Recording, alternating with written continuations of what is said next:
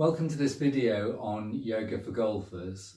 My name is Paul Fox. I'm an 11 handicapper at Ely Golf Club in Cambridgeshire. But I'm not in this video going to coach you on golf. I'll leave that to the PGA professionals. But for the past 20 years plus, I've been practicing and teaching yoga and working with sports people and athletes, including golfers. And over that time, it's become apparent to me that if golfers can understand a little bit about the anatomy of the spine in particular, they can really focus some additional practice at their convenience. 5 or 10 minutes a couple of times a week would be absolutely fine to maintain the kind of movement and flexibility and strength that is really fundamental to maintaining the structure and dynamics of a golf swing. So there are two videos. In this first one, I'm going to talk a little bit about the golf swing and how the body moves when we swing a golf club. And as we do that, I'll be identifying the areas of the body that we need to particularly work on.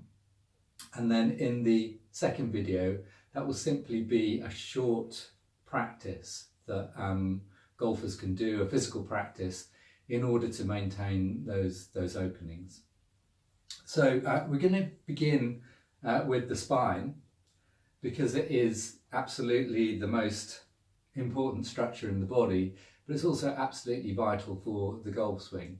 So some of you will have some knowledge of your spine already and others may not. So I'm just going to run through a real kind of headline knowledge about what makes up the spine and the way it relates to golf, and in particular the movements that it makes. So it's the axis of the body. It's a central support structure. When we look at the spine from front to back, it should be straight. If this one doesn't look exactly straight, it's because it's a plastic model. These are not real bones. But from the side, as you all know, there are curves. So we have the lumbar curve. There are 5 lower back lumbar vertebrae and they curve inwards. And then half the spine is this area here, which has an outward curve, a kyphosis. This is called the thoracic spine because it covers the thorax.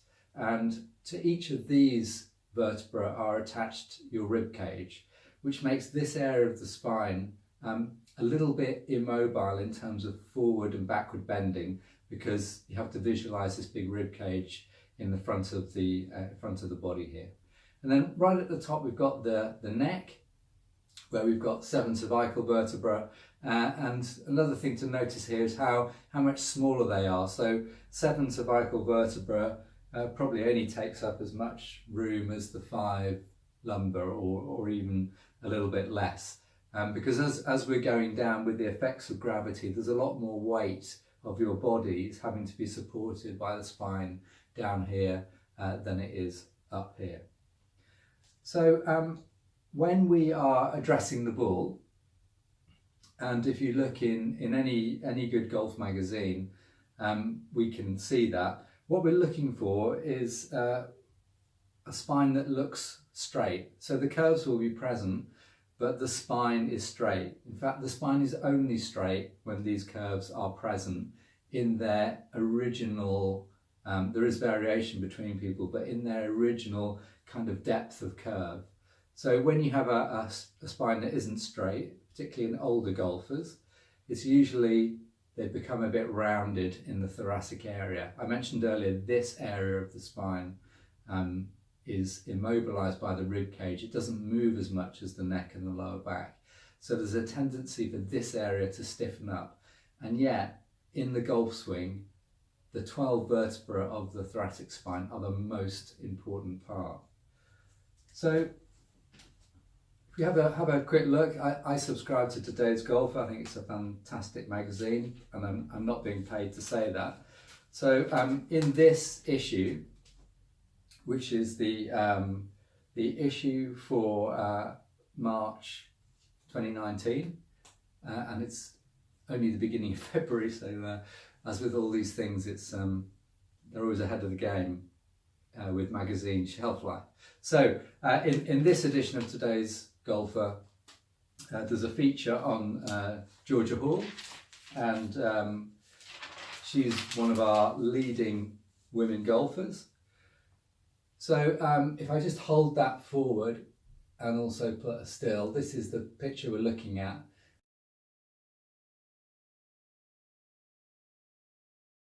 And what we're noticing is, although she's bending forward at the hips, she's maintaining all her spine angles. And she has a perfectly straight line. If we look at another issue of today's golfer, this is just simply one of the pages on the game improvement coaching pages. So we're looking at this one. It's basically the same shot, but looking from the front. And what you can see here is that the spine axis is still there. The spine is still straight. But what we're also noticing now is the immense shoulder turn.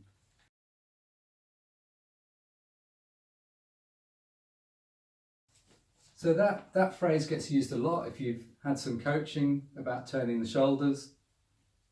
So in the golf swing, the head remains still, the shoulders turn, and then something happens with the hips. So let's just break that down.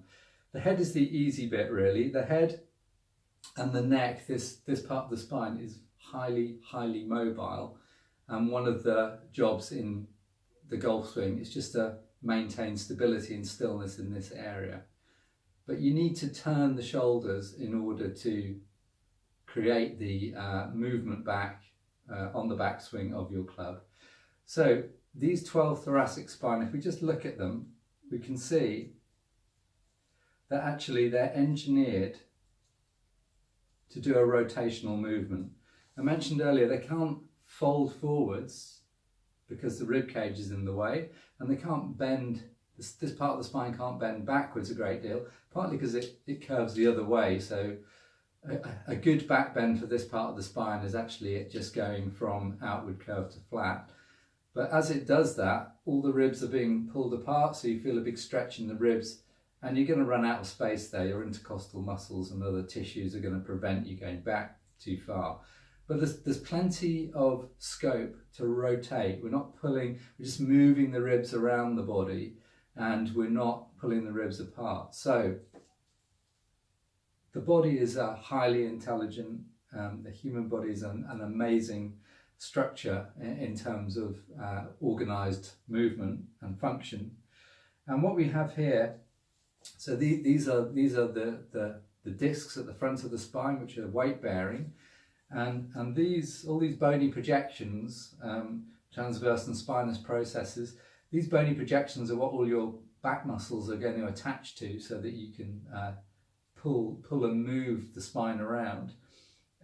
But between each of the vertebrae, so at the front of the spine, they stack on top of each other via the intervertebral discs, and everybody's heard somebody who's slipped a disc, so-called, but that's almost always down here in the lower back, and it doesn't. These discs can't actually slip; they just herniate. So that means they split at the edge, and some of the padding, the gel-like substance in the middle, gets pushed out and presses on the nerve, and that can be excruciating pain. So that's how the vertebrae are kept apart at the front of the spine. But at the back, it's a different arrangement. So all these bony projections are also linked to what are called facet joints. And these are tiny little joint capsules. They're just like all the other joints in your body, around your knee, around your shoulder. There's a joint capsule, there's articular cartilage, there's synovial fluid. But these are tiny, just about the size of a fingernail. And the position that these joints are in determines their movement. So all through these 12 vertebrae of the thoracic spine, the facet joint of the vertebra above reaches down like this and meets two facet joint surfaces coming up from the vertebra below like that. So they can move in a side-to-side movement, and you can see that very well.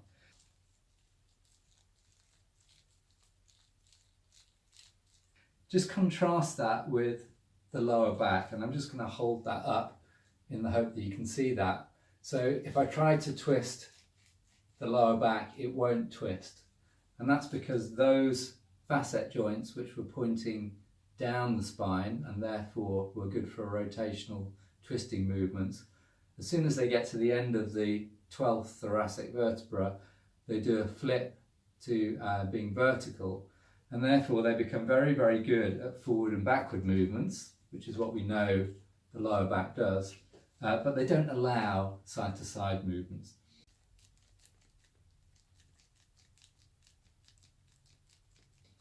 There's very good reason for that. This is a weight-bearing area. There would just be too much instability if this part of the spine could move forwards, backwards and side to side. Now, you might think that's a little bit detailed, and it probably was, so thanks for those who have stuck with it, because we're going to just kind of pull that knowledge together now and really understand what happens in the golf swing. So when you're standing and addressing the ball, you will also have been told this, you'll be flexing the knees, little bend in the knees, your quads will be working strong, you'll be creating a strong platform and connection down to the ground through your golf shoes. You'll be really pressing down, and there's this coaching tip that comes up again and again about finding resistance from the ground and using that as a basis from which to really push through the ball. As you do the backswing, you're engaging your core muscles, or you should be engaging your core muscles, because you're going to stabilize the pelvis and you're going to stabilize the lower back. So the danger is that as the golfer turns the shoulders, turns the thoracic spine in order to make the backswing, if there's not enough action through the legs and through the core, the hips will just turn. So that's not a twisting movement in the spine, this is just actually the hips themselves moving. So it's only by stabilizing the pelvis that you get that wonderful turn that we just saw in George's picture there,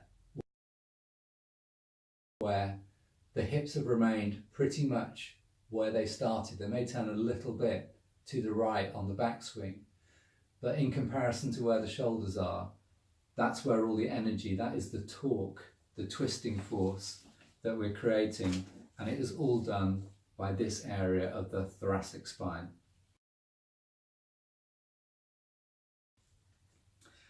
Okay, so that's a little bit of anatomy of the spine, and what that means is that if you want to maintain good dynamics and good range of movement in your golf swing, and I'm not going to single out seniors, but this is more common in senior golfers, is that as you get older and your body becomes stiffer overall and your spine becomes stiffer, and particularly this thoracic spine becomes stiffer, then you develop a golf swing which is no longer about turning the spine. It's no longer using the big muscles of the body and the application of torque, of twisting force through the spine. Instead, it becomes very army. So it's very common for seniors to lose a lot of length and have very much of a windmill arm action.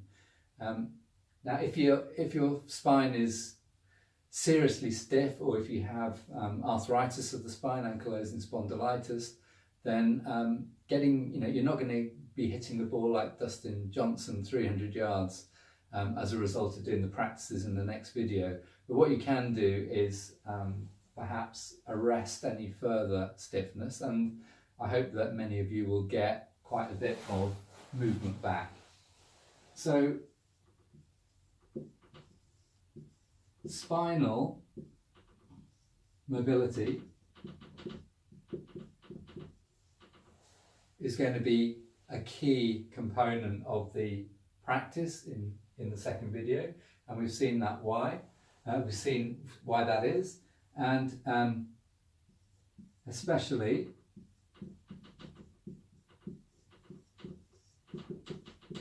twists, and within that especially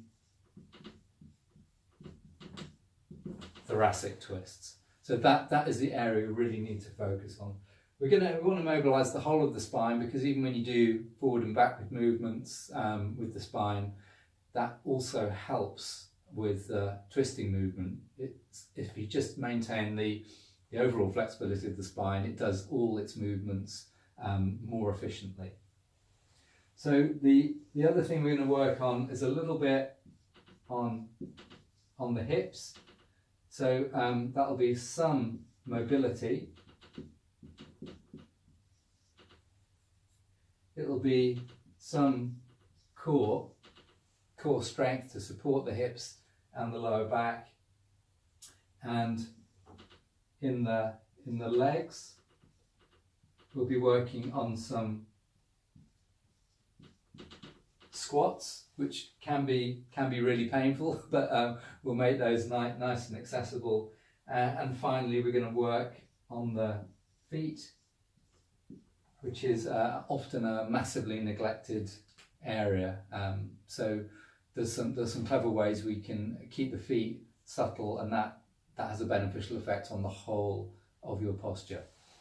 So thank you for watching, and I hope you will now watch the practice video, and you'll need to change your clothes into something comfortable like this, loose fitting. You don't need any equipment to do the practice. All you need is a bit of space on the carpet. I'm using a yoga mat because I'm a yoga teacher, so if you have that, then that would work well. See you in the next video. Thank you.